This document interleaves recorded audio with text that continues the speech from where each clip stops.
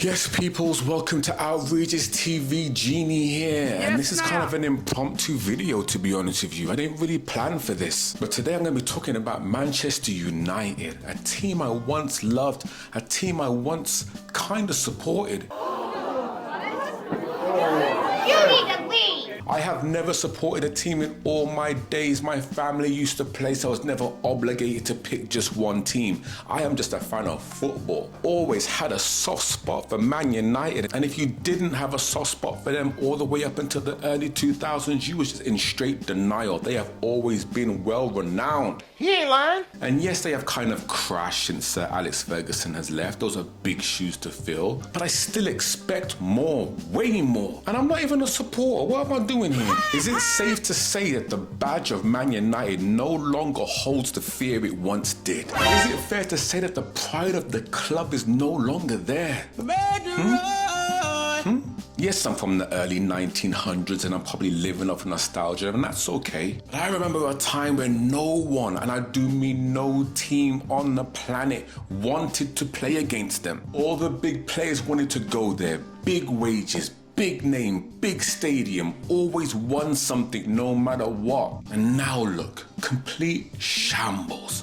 15th, Man United, 15th. Say it ain't so, man. Strike me down, Lord. Stop being a bitch and come on. And yesterday they lost against Fulham in the FA Cup, and the FA Cup is Man United's bread and butter. Yes, now. Or at least it used to be. I was having a conversation with my cousin who played in the Prem for many years, and we was talking about the rise and fall of Man United, and I says to him, I never thought in all my days I would see Man United sink so low.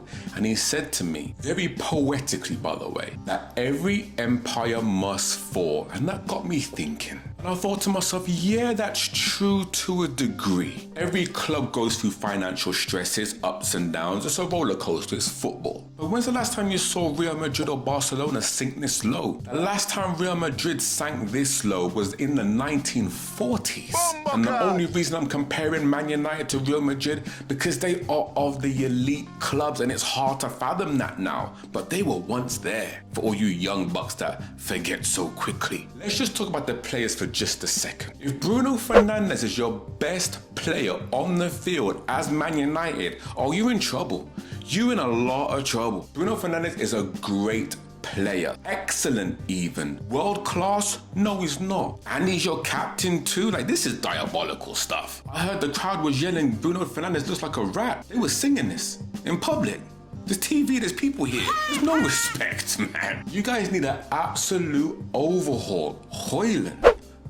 It's almost like a Timu Haaland. What's going on here? When's the last time he bagged the goal? When's the last time he dominated at the front and bullied up players? Like, the guy plays like he's playing on skates. I call him Bambi. You have a whole list of players that just need to go straight off the back. Eriksen, Casemiro, Martinez, Luke Shaw, and these are all big, high-wage players. Did I mention Mount? If I didn't mention Mount, I'm throwing him in too, because he's got to go. That's absolutely tragic. What is he doing? Where's he been? Put out a missing persons report on this kid, please. When Ronaldo made his grandiose return and exit, he made some really good points. Now, I didn't like the way he exited. I don't like the way he did his club. I understand it now, but at the time I was like, ugh, your legacy's kind of tarnished there. Will you ever get a statue there? I don't know anymore. That's neither here nor there. That's not the point of this video. He brought up many issues wrong with Man United, and a lot of people didn't want to listen to them at the time. Club as a whole is stagnant. Yes, the club as a whole has not elevated itself, its name, its stature, its training facilities, and its tech, obviously. Have you ever worked at a toxic environment when you hate your co-workers, you hate your boss, you hate management, and the only thing you can think about is leveling up and going elsewhere? Yes, now. That's Man United. And that's all the way from the dinner lady all the way to the top boys there. I'm not even mentioning no names, but we all know who we're talking about, right? There is nothing worse and there's nothing more high pressure than playing for a very demanding club with such a big name that is playing like trash.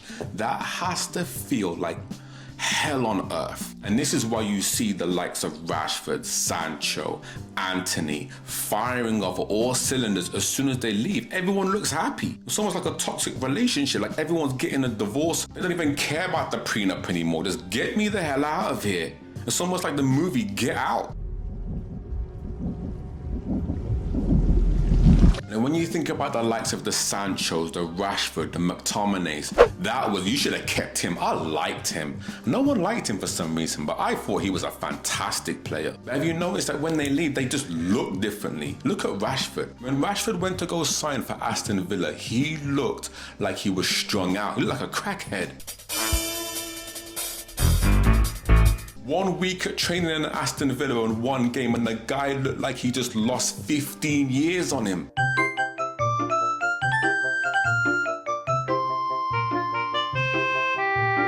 Does that not say something? Does that not speak to the culture of Man United as a whole? Now, Amarim's come in, and honestly, he might have bit off more than he can chew. That is a long haul for that guy. And I said this before in a previous video. Have you ever watched a presidency or a government official when they start their journey or they start their career or they start their tenure, they look vibrant, they look healthy, they look happy, they're bubbling, they're smiling. And by the end of their tenure, they look worn and withered and looking like the Wicked Witch of the East. Something is wrong here. Dead giveaway. Dead giveaway. That's gonna be him. Man United's gonna be the death of this young bull. Watch, you're gonna see. I'm gonna wrap this up because I don't really have much more to say, but all I can say for Man United fans is buckle in. Yes, it's gonna be a long, strenuous, stressful ride, and I wish you all the best. Is what it is. It is what it is. As for this year, you got the Europa, Man United in the Europa, that's all you got. Ugh. Only a couple of points away from relegation? Oh, Lord have mercy.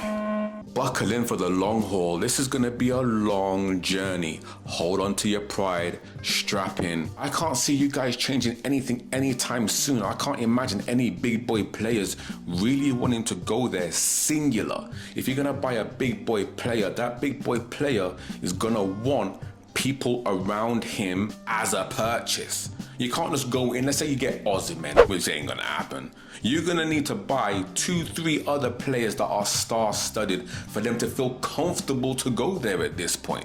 Who would have ever thought that would be Man United?